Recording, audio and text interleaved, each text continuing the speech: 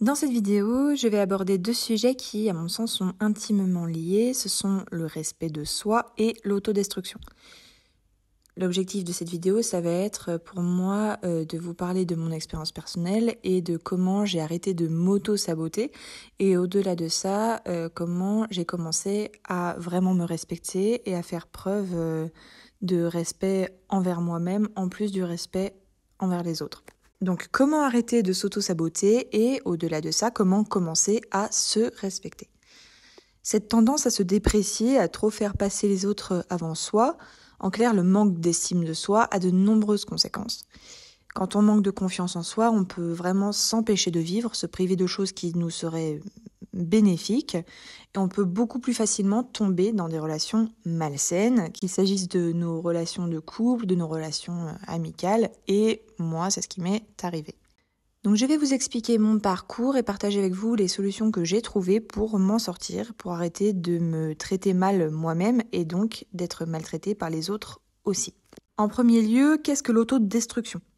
Ce sont des actes ou des réflexes qui nuisent délibérément à notre santé physique, mentale ou émotionnelle. Cela peut prendre des formes vraiment très variées.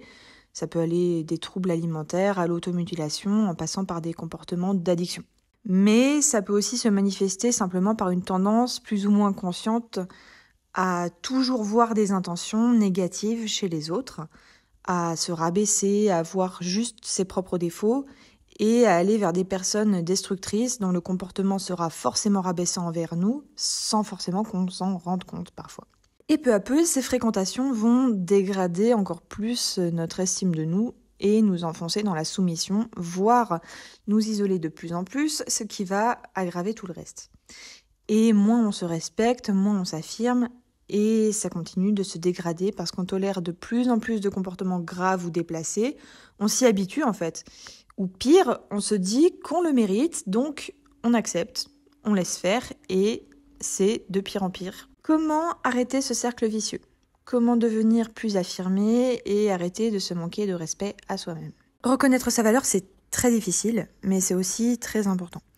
C'est un pas en avant vers la dignité et c'est capital pour trouver un équilibre. Je vais vous raconter une partie de mon parcours et donc vous donner quelques clés. J'ai réussi à me reconstruire après plusieurs événements traumatiques et des relations malsaines.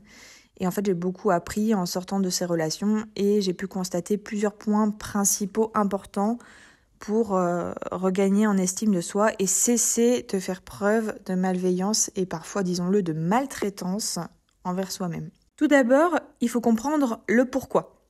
Pourquoi ou comment on a pu en arriver là. Alors, ça paraît basique, mais comprendre d'où cette tendance nous vient va aider à analyser notre situation actuelle et nos besoins pour en sortir. Donc, je vais prendre sur ce point mon exemple personnel. Je suis tombée dans des comportements autodestructeurs à cause d'un traumatisme lorsque j'avais 15 ans. Je ne vais pas l'évoquer crûment par discrétion, mais aussi parce que ça peut être assez violent et difficile pour les plus jeunes. Mais bon, en gros, si vous êtes une femme et que vous écoutez cette vidéo, vous ne devez pas être étrangère à ce dont je parle. Ce qui m'a conduit donc par la suite, comme c'est très souvent le cas, à tomber dans des relations qui reproduisaient ce schéma de violence psychologique et physique, dans tous les sens du terme, avec aussi la relation dominant-dominé, c'est-à-dire un rapport de force avec quelqu'un qui prend le dessus, qui impose sa volonté, et surtout avec un élément très présent qui était la culpabilisation. Et j'ai été en particulier en couple avec une personne qui n'était jamais satisfaite de rien dans la vie et qui me faisait ressentir que c'était tout le temps de ma faute et que j'étais tout le temps en tort, quoi que je fasse et quoi que je choisisse. J'ai également eu des troubles alimentaires l'année de mes 15 ans à la suite de ce qui m'est arrivé, ce qui est là aussi un schéma de réponse assez classique. J'étais devenue très maigre, symboliquement, être en sous-poids, c'est une forme d'effacement. On essaye de se faire le plus petit possible et de se rendre invisible. Et j'étais aussi très effacée, derrière une garde-robe intégralement noire et beaucoup de maquillage. En fait, mon corps et ce que j'étais ne se faisaient plus remarquer parce qu'il y avait tout un emballage autour pour le cacher. Et ça a duré comme ça pendant plusieurs années, jusqu'à ce que je me rende compte de la situation, que j'ai une prise de conscience. Et après cette prise de conscience seulement, il m'a fallu plusieurs années pour faire la démarche de vraiment m'en sortir. Et donc, c'est un processus sur une longue durée. Par la suite, de quoi est-ce que j'ai eu besoin pour me réaffirmer ? En premier lieu, soigner cette blessure corporelle en ayant face à moi quelqu'un qui respecte mes limites, ma volonté et qui se soucie du consentement. Ça paraît être la base. Ensuite, avoir à nouveau de l'autonomie et prendre mes propres décisions sans me soumettre à une figure d'autorité et pour cela, comprendre, réapprendre quels étaient mes goûts et mes valeurs. Parce qu'à force, en fait, de se laisser rabaisser et manipuler, on n'a plus sa propre volonté, ni ses goûts. On sait même plus vraiment ce qu'on apprécie ou non. Également, recommencer à faire attention avec la nourriture, la réapprivoiser et réapprendre à manger, pas juste pour survivre, mais vraiment par plaisir. Et pour moi, c'est passé par une période où j'ai été végane et ça m'a permis de réapprendre à manger de bonnes choses par choix et par conviction. Et enfin, être plus vigilante, évidemment, vis-à-vis de mes relations, ne plus laisser passer alors que j'avais des doutes, ne pas laisser de seconde chance. Ça paraît tyrannique, mais je vous assure que souvent, on va contre son instinct premier et à force, on finit par l'oublier et on ne voit plus les signaux d'alerte qui auraient dû nous éviter de tomber dans une relation malsaine. Je fais un résumé là très synthétique et rapide, mais en réalité, il m'a fallu presque 10 ans de relations toxiques et destructrices pour me rendre compte enfin que je pouvais y faire quelque chose. Et ensuite, il a fallu que je travaille pendant 5 ans à changer mes fonctionnements. Et j'y travaille encore aujourd'hui parce que, évidemment, on ne change pas du jour au lendemain des réflexes acquis et intégrés depuis aussi longtemps. Et c'est un travail sur le long cours, c'est même un travail d'une vie, surtout lorsqu'on a subi aussi longtemps en fait et qu'on a fini par perdre son identité. Les questions à se poser ici, c'est qu'est-ce que je reproduis comme schéma ? Si toute votre enfance, vous avez eu des réflexions rabaissantes, par exemple, eh bien, vous allez vous rendre compte que vous essayez de donner raison à ces réflexions-là. Parce que quelque part, on essaie toujours d'éliminer l'existence de la méchanceté gratuite, donc on préfère trouver une justification à celle-ci. Et le but, ça va être d'inverser la tendance et d'arrêter d'écouter ces paroles qu'on se répète. Parce qu'elles sont fausses et qu'elles ne nous représentent pas, qu'elles ne nous définissent pas. En faisant cela, non seulement on gagne en dignité, en douceur, en sérénité, mais en plus, ces qualités-là que l'on apprend à développer à nouveau ont un impact sur les autres. On devient une meilleure amie, une meilleure mère, on a moins de colère et d'agressivité en soi parce que la sensation d'injustice, la blessure est moins envahissante, voire presque disparue. Un point important, c'est d'essayer d'être objectif sur soi-même. Se dire, j'ai telle qualité, tel défaut. J'ai cette capacité-là.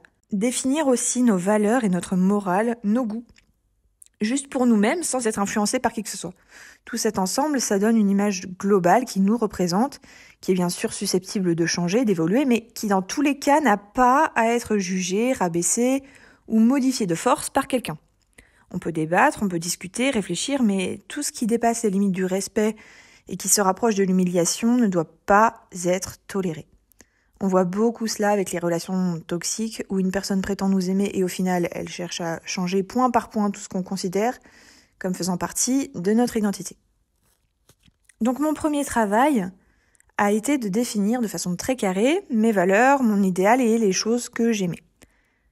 Et ça peut être très compliqué au départ quand on s'est fait rouler dessus par des gens malsains durant des années, mais avec un petit peu d'effort, on y parvient.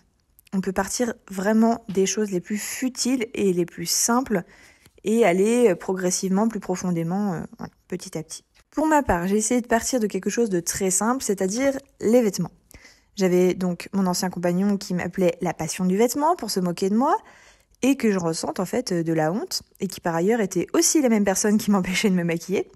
Alors j'ai choisi de partir de ce détail-là pour observer simplement mes goûts.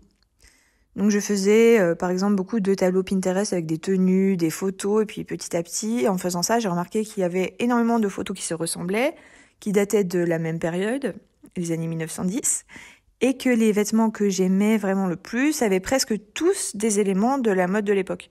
Donc ça m'a rappelé que quand j'étais ado, j'adorais le film Titanic, que j'avais une passion pour les costumes anciens, les époques anciennes en général. Et en partant de ça, ça m'a permis de me rappeler que j'adorais les objets anciens, faire les brocantes aussi. Il y avait beaucoup de tableaux, de peintures, surtout du portrait. Or, le dessin, c'est aussi une passion que j'avais perdue, l'art en général, alors que ça me permettait de beaucoup m'exprimer, etc., etc. Donc petit à petit, juste en partant du visuel, j'ai pu redéfinir et redécouvrir mes goûts esthétiques, littéraires, artistiques, culturels, etc.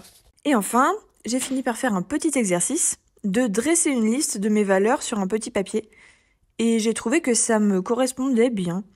Parmi ces valeurs, par exemple, on peut trouver la résilience, la loyauté, la bienveillance, la douceur, la réflexion et bien d'autres. Après, pour d'autres personnes, ce sera totalement différent. Ça pourrait être le courage, l'action, la réactivité, le charisme. C'est un travail que l'on fait pour soi. Donc, essayez vous aussi de faire une liste de valeurs ou disons de qualités essentielles pour vous sans vous demander ce qu'on attendrait de vous. Et vous allez vous rendre compte qu'en fait, ces valeurs représentent des qualités que vous avez déjà. Et pour moi, donc, faire cette liste m'a aidé à prendre conscience des miennes et de ce vers quoi je pouvais et je devais tendre.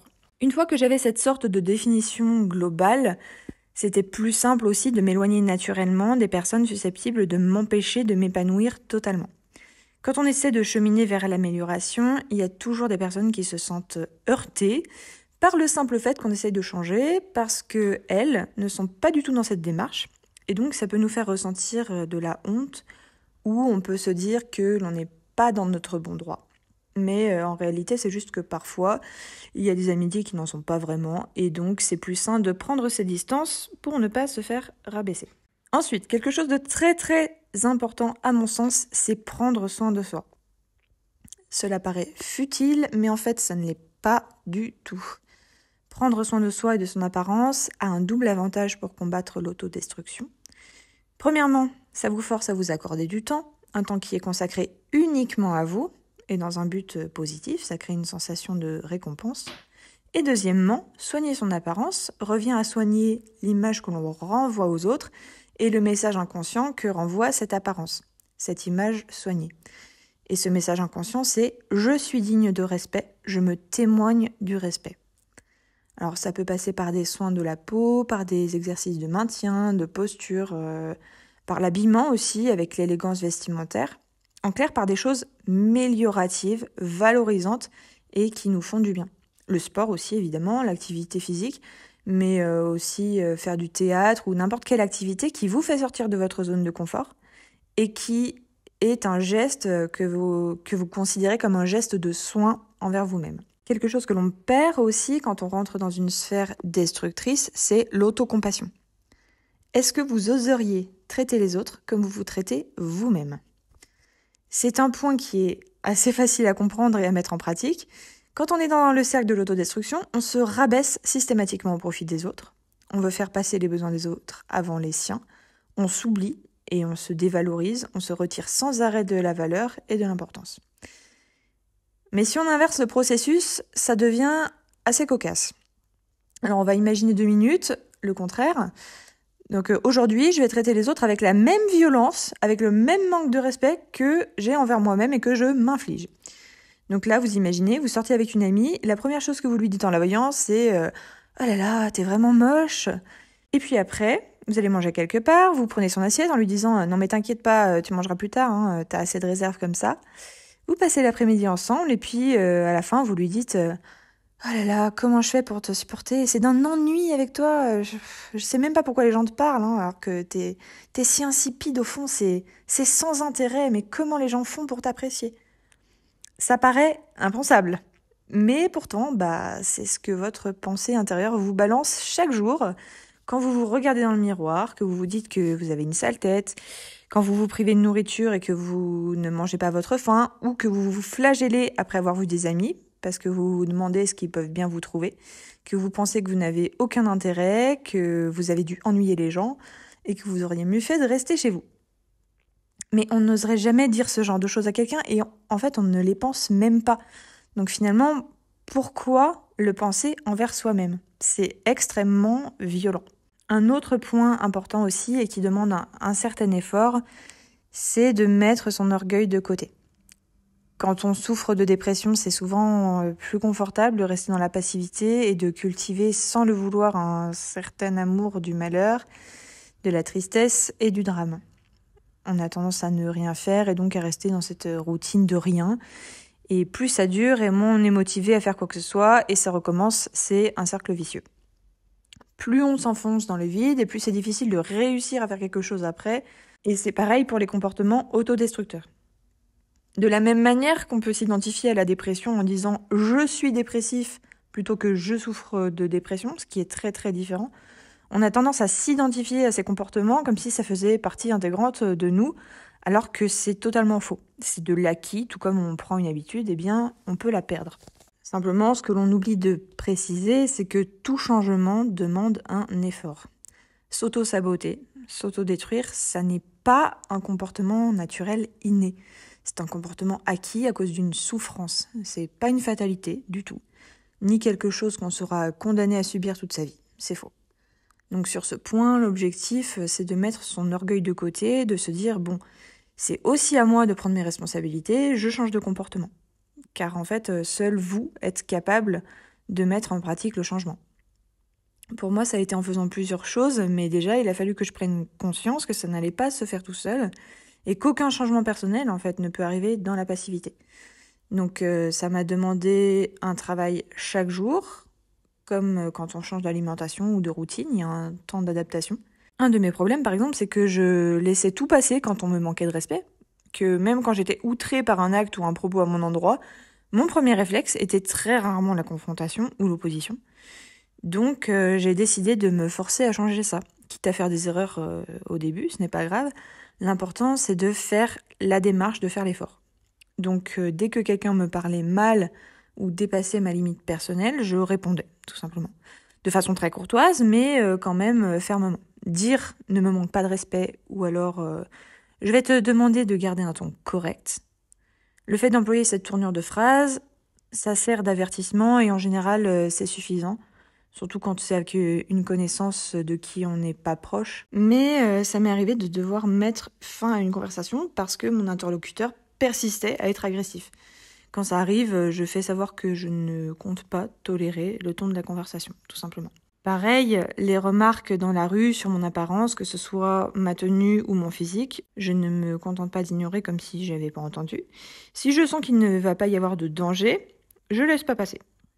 J'ai changé d'attitude vis-à-vis de ça, et depuis que j'ai changé d'attitude et que c'est devenu habituel, en fait, je n'ai plus de remarques. Encore une fois, rien que le fait d'améliorer son attitude physique, d'avoir la tête haute et de s'imposer, ça empêche assez naturellement les parasites d'oser faire un petit commentaire.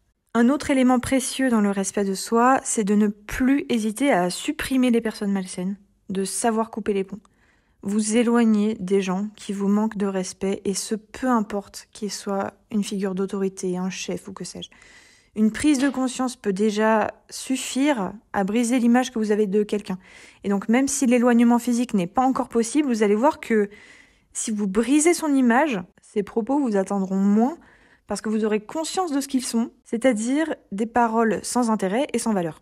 Plus on prend conscience que le respect rentre dans un cadre et que la relation qu'on a sort de ce cadre, et plus on a de chances de détruire la prison invisible dans laquelle on est et de progressivement voir avec objectivité les petits détails gênants et choquants qui constituent une relation anormale. Et je ne parle pas d'une relation de couple forcément, ça peut être votre tante, votre collègue de travail ou pire, votre médecin ou votre psy. Et dans la religion aussi, votre prêtre par exemple.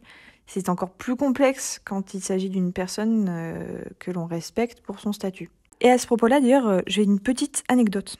Quand j'étais plus jeune, donc je sortais tout juste de cette relation d'emprise avec mon ancien compagnon, j'ai voulu aller voir un psychologue et donc j'y suis allée. Donc je raconte le contexte et ce qui m'est arrivé durant cette relation et je dis qu'aujourd'hui, j'ai du mal à communiquer, à savoir ce que je suis et que j'ai l'impression de ne plus rien ressentir, d'être vidée de mon identité. La réponse, ça c'est parce que vous n'avez aucune valeur. Fin de la séance.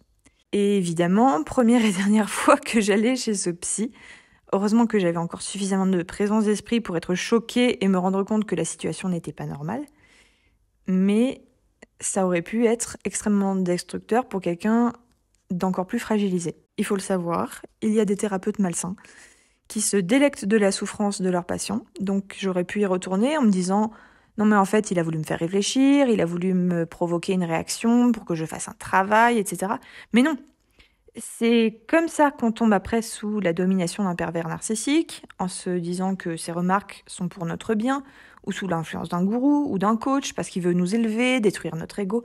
Non, la réalité c'est très simple. Ce genre de propos, de la part d'un psy ou de qui que ce soit, n'est tout bonnement pas acceptable.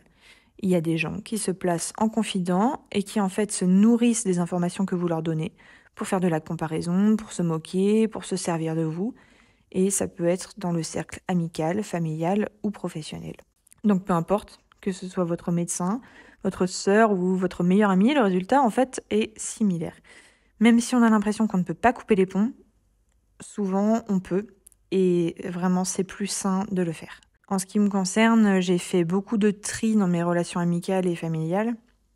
Alors au début ça peut être évidemment très compliqué, mais la récompense à la clé est grande puisqu'on se rend compte que finalement on n'avait absolument pas à subir le manque de respect et on prend conscience qu'au contraire, on est digne de respect. On est digne de se faire respecter et on le mérite. Et enfin, un dernier point, c'est l'enfant que vous étiez. Ça va vous parler si vous êtes maman, mais aussi si vous n'avez pas d'enfant d'ailleurs. Essayez dans la mesure du possible de vous traiter comme vous traiteriez vos enfants ou comme vous auriez voulu être traité lorsque vous étiez enfant. Vous ne le méritez pas moins maintenant que vous êtes adulte. Au contraire, maintenant c'est vous le modèle. Donc si vous avez des enfants, en vous voyant ne pas vous soumettre et en vous voyant vous opposer face à un manque de respect, eh bien, vous avez de bonnes chances qu'ils fassent pareil plus tard et ne tombent pas dans des relations malsaines pendant leur scolarité, leurs études ou leur vie active. Cette image, j'en parle aussi parce que parfois, on est coincé dans ce cercle d'auto-sabotage. On fait passer les autres avant nous et on n'arrive pas du tout à faire autrement. Alors à ce moment-là, on peut très bien se dire, dans un premier temps, je ne fais pas ce changement pour moi-même, alors je vais le faire pour les autres. Parce que cette démarche d'élévation, il faut savoir qu'elle ne va pas du tout vous impacter que vous, bien au contraire. Vous ne vous en rendez pas compte sur le moment, mais le changement en soi provoque toujours des changements chez les autres.